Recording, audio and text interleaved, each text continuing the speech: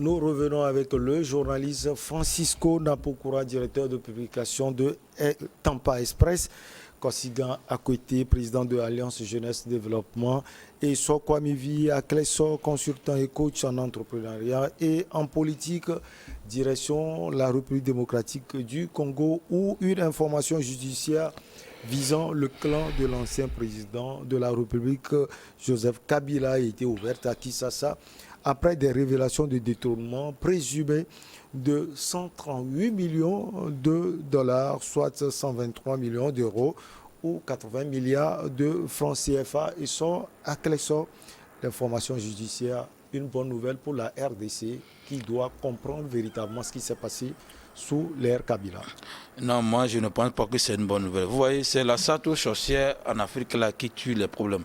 Et M. Akwete l'a déjà dit, il va falloir que la justice ne règle pas les problèmes. Donc on laisse les 138 Non, vous ne comprenez pas. Non, ce n'est pas question de... si on doit impliquer Kabila dans les 80 milliards, s'il faut le dire ainsi, je pense que Tshisekedi aussi doit être dedans. Parce qu'il est venu, c'est par accord avec Kabila qu'il est devenu président. Donc il faudrait qu'on arrive, même si c'est un péché mignon, qu'on arrive, nos anciens dirigeants ont quand même quelque chose avec laquelle peuvent contribuer au développement du pays et qu'on laisse la vengeance personnelle et pour construire le pays, parce que l'argent, tout ce qu'ils vont faire encore, la justice, ça va encore générer de l'argent, comme on l'avait dit. Au lieu de prendre Blaise Compaoré pour demander comment tu arrives à faire ça, est-ce que tout ça, pour trouver au moins des idées là-dessus, on préfère lui faire le procès. Et c'est cela. Quelqu'un m'avait dit que si la France ne réussit ni le régime présidentiel ni le régime parlementaire, c'est parce que leur dernier chef qui veut tuer leur a dit qu'il n'allait jamais réussir si on le tue. Donc voilà, la malédiction est tombée sur eux. Donc des fois, je ne dis pas que il faut encourager le mal que les gens font. Mais Rousseau a dit... C'est l'impression qu'on a. Rousseau a dit... On dira, bon, il faut oublier. Alors que la population... Quand on prend par exemple la République démocratique du Congo, et soit à Clessor, vous voyez comment les gens souffrent. Oui. Quelqu'un va prendre 180 milliards. Les gens souffrent parce que tout le monde fait le mal dans le pays. Vous voyez, Rousseau a dit que c'est une folie d'avoir une nation composée de sages. On ne peut pas avoir... C'est le faux et le bon qui construisent comme ça. C'est un mélange. C'est le mélange. Pour le dire que le progrès, c'est l'harmonie du contraire. Maintenant, si dans ce pays, il y a tant de richesses, il y a un aussi qui s'occupe de Kisangani, il fait le désordre qu'il veut, l'autre s'occupe de Kivu, il fait ce qu'il veut. On m'a même dit qu'il y a même une région, il n'y a pas de médicaments. J'ai des amis togolais qui sont allés travailler, pour payer médicaments par an, ils doivent faire 80 km pour aller chercher cela. Vous voyez, personne ne se suit de pays. Quand il veut faire cela, c'est pour asseoir sa légitimité, puisqu'il y a l'élection qui s'approche, et faire ce qu'il veut. Parce qu'aucun président, tous ceux qui viennent depuis Kabila, Mobutu, tout ça là, ils ont tout traîné des casseroles. Lui-même, il va entraîner. D'ailleurs, les gens disent que lui, son camp aussi vole. Donc c'est pour dire qu'il faudrait qu'on laisse l'histoire de la justice qui génère les devis de l'État encore, qu'on gaspille pour s'occuper des problèmes réels. Tshisekedi est venu pour régler les problèmes des Congolais et non pour poursuivre son prédécesseur. Et c'est ça aussi qui va faire que les présidents ne vont pas laisser le pouvoir pour partir. Parce que, c'est la justice qui fait son travail. Non, c'est que la justice... Ouais, il y a une chose qu'on nous ment. En Afrique comme en France, il n'y a pas le pouvoir législatif, le pouvoir judiciaire. C'est l'autorité judiciaire. C'est uniquement aux États-Unis qu'il y a le pouvoir judiciaire. Comme vous voyez, la séparation de pouvoir, toujours l'exécutif a quelqu'un qui place au niveau de la justice. Étant donné que les juges ne sont pas élus, ils sont nommés. Comment on peut dire que l'exécutif n'est pas mêlé dans cette histoire? Vous voyez, non, la Cour suprême, c'est les juges, le président de la République a son mot à dire dedans. Alors que si la population, si c'est qu'on fait une élection et que le juge et qu'on dit leur mandat c'est à vie, qu'on ne peut pas les titiller, ils vont faire du travail sérieux. Vous êtes assis ensemble, vous parlez toujours du Togo. Non, ça dit que non, de temps en temps, quand on parle des autres, il faut qu'on ramène sur le Togo pour qu'on puisse vraiment, véritablement en parler. On va faire des feedbacks de temps en temps quand même. Il faut avoir un sujet comme ça sur le Togo avant de poser la question. Quand vous voyez ce qui se passe en RDC, mais vous avez fini? Non, je lui laisse donner son point de vue. Il faut reconnaître que nous n'allons pas aller d'impunité en impunité. Il va falloir au moins s'arrêter un jour. Et je l'ai toujours dit, on peut le faire en donnant des armes ici, pour ceux qui ont détourné de l'argent, et dire qu'à partir de maintenant, là, ça ne va plus arriver.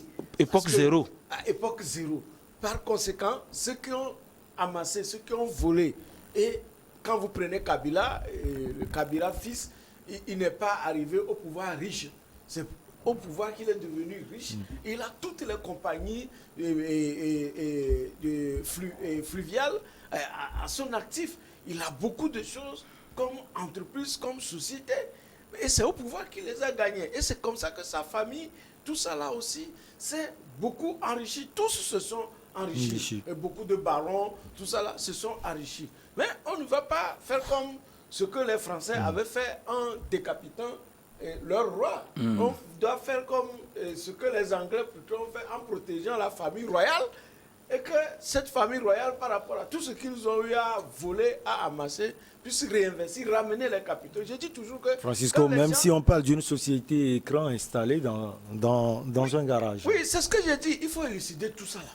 Il faut que... C'est pourquoi je parlais de l'impunité qu'on ne doit pas. Parce qu'il faut qu'on connaisse ce qui s'est passé. C'est ça qu'on est en train de connaître. Même si on dit que c'est le chien en train de mordre son maître, c'est-à-dire que Kabila, qui était le moindre mal, a commencé par faire, et je dis Kabila, et Tshisekedi, fils qui était le moins de mal par rapport à Martin Fayulu. Martin Fayulu. Et voilà, c'est Tshisekedi qui est en train de mettre les pieds dans les plats de Kabila, de son promoteur. Donc, il faudrait, comme la justice a commencé, que tous les instruments qui sont mis et qui sont créés pour faire la lumière, fassent la lumière sur cette affaire. 80 milliards, ce n'est qu'une petite période. Ouais. Et sur certains plans, surtout le business électoral que nous connaissons partout.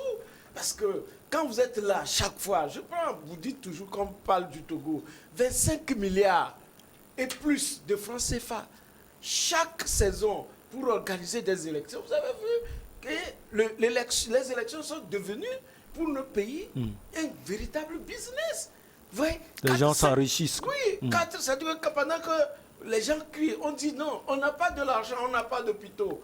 Faites-en des élections générales. C'est-à-dire que élections couplées. Période, voilà, on fait des élections couplées. Mais les gens préfèrent dissocier les élections. Vous avez les présidentielles, vous avez les législatives, vous avez comment l'appelle-t-on, le municipal et bientôt le régional. Donc vous avez 4 élections à faire en 5 ans. Non, en espace, ils sont espacés d'un an seulement. D'un an. Est-ce que vous voyez ce qu'on gaspille? C'est un cycle électoral avec toujours élection, contestation et disons, comment l'appelle-t-on, le contentieux qui n'est jamais vidé.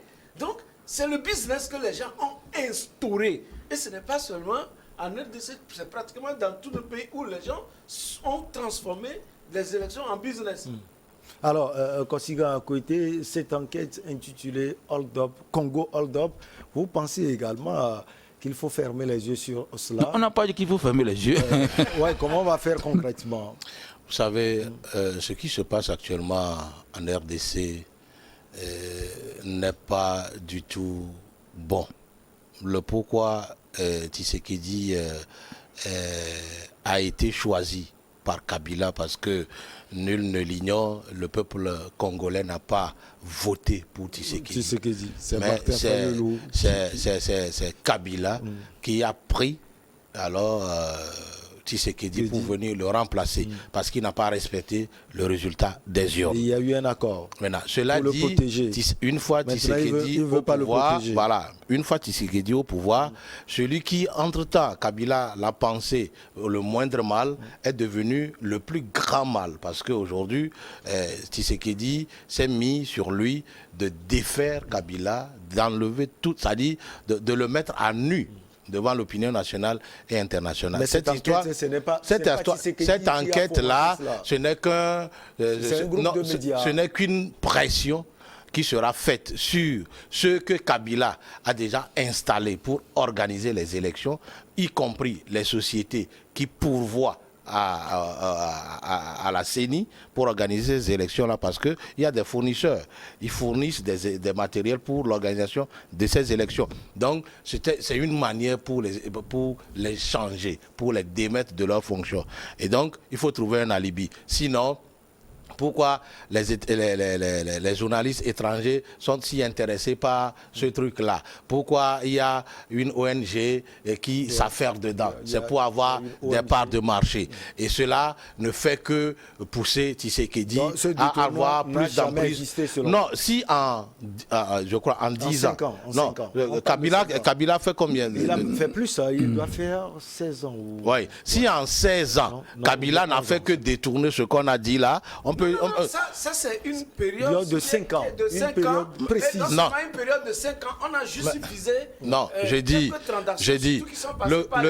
la RDC n'a pas besoin de ça. Si aujourd'hui, 90% de la population de la RDC manque de l'électricité, or, on nous a dit et confirmé à l'école que le fleuve Congo peut alimenter toute l'Afrique par un barrage hydroélectrique et que jusqu'alors, Tshisekedi ne pense pas à ça. Et avec 80 millions, on pouvait faire écoutez-moi, et puis les infrastructures routières n'existent pas en RDC. Or, tout ce que nous utilisons comme téléphone portable aujourd'hui viennent du sous-sol de la RDC. Tshisekedi a beaucoup d'autres choses. Écoutez-moi, Tshisekedi a autre chose à apporter à la RDC que ces histoires de Kabila. Parce que si cela va continuer, peut-être que cela peut engendrer une autre guerre civile. Et cela ne profite ni à Tshisekedi, ni à Kabila, mais c'est le peuple africain, c'est le peuple de la RDC qui vont toujours piétiner dans la merde. Donc je dis pour une fois que Tshisekedi ait l'idée de son papa, qui a combattu la dictature, qui a voulu la démocratie pour apporter les solutions idoines à la population congolaise, qu'il revienne à ça. Parce que son papa est un repère de démocratie pour l'Afrique. Ouais. Il faudrait qu'il aille dans ce sens-là que dans ces guéguerres qui n'apportent rien à sa personne. Vous pensez que c'est une manière pour Tshisekedi, Antoine Félix, de désarmer, si on peut le dire complètement, Joseph Kabila? En fait, c'est de démobiliser même Joseph Kabila. Parce que d'abord, les 80 milliards, c'est peu. Hein. Je dis que... ça, c'est 5 ans. Non, je dis une année, ce que nos présidents peuvent voler, ce n'est pas les 80 milliards. Soyons réalistes. C'est-à-dire que c'est ce que je suis en train de dire. Ce n'est qu'une idée avancée. Et en plus, le procureur de la République travaille pour le président. Et que le président peut dire qu'il faut abandonner ce dans le nom de la Constitution. Donc, c'est comme l'autre l'a dit, il faut une année zéro pour dire que ceux qui ont volé jusqu'à présent, mais vous réinvestissez dans le pays. Mais à partir de maintenant, quand quelqu'un vole, voici les sanctions et on peut partir comme ça. Si on veut régler, presque tout le monde a volé. Hein. Je ne vois pas personne, même les opposants. Il faut voir Katumbi qui seul a des milliards.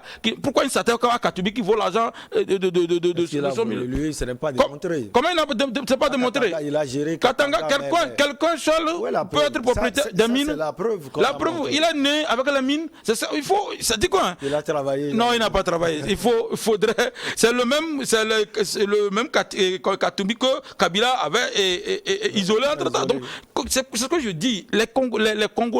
Pour Kabila, c'était une lutte politique. Ils ne veulent. Au moins, lui, il a été honnête en ne s'acharnant pas à côté financier de son adversaire.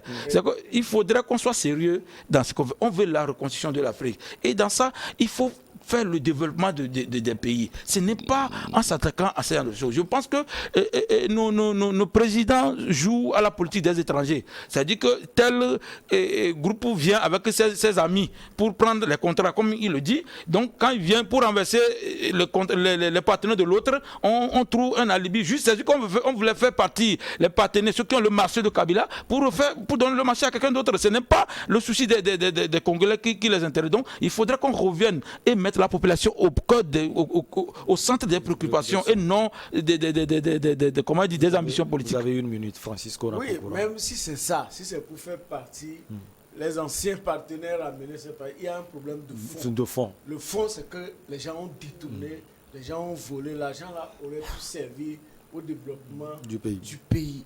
Donc il faut que ça cesse. C'est important. Et partout où il y a ces pouvoirs qui ne veulent pas quitter, les gens qui veulent s'incruster au pouvoir, c'est le même phénomène. Ce qu'on crée dans les garages comme société, il n'y en a pas. Dans nos pays, les gens ont pris même les actes de naissance, tout ça là, de leurs enfants pour aller créer, même des cousins leurs bonnes, pour aller créer des sociétés, sans que les intéressés même ne soient pas au courant. On le sait. Et Dieu seul sait qu'est-ce qui passe sur ces comptes et qu'est-ce qui passe au nom de ces enfants. Et ça va les rattraper un jour. Moi je dis, je crois que la presse internationale fait 2 poids 2 mesures. Si aujourd'hui la presse internationale est en train de féliciter Tshisekedi et encourage qu'on poursuive Kabila, cette même presse internationale... Non, elle a fait une enquête. Non, écoutez-moi, oui, mais entre-temps, ils sont en train d'encourager Tshisekedi à poursuivre Kabila. Mais cette même presse internationale accable aujourd'hui Patrice Talon parce que quand il était venu au pouvoir, il a fait de la lutte contre la corruption son cheval de bataille. Et on le traite de dictateur. Pourquoi ternir l'image d'une personne qui veut le bien de son pays parce qu'il fait une lutte implacable contre la corruption et quelqu'un qu'on encourage aujourd'hui à faire pire, à diviser le Congo? On l'applaudit. On a compris. On marque la petite pause et on revient pour la suite avec vous, chers invités.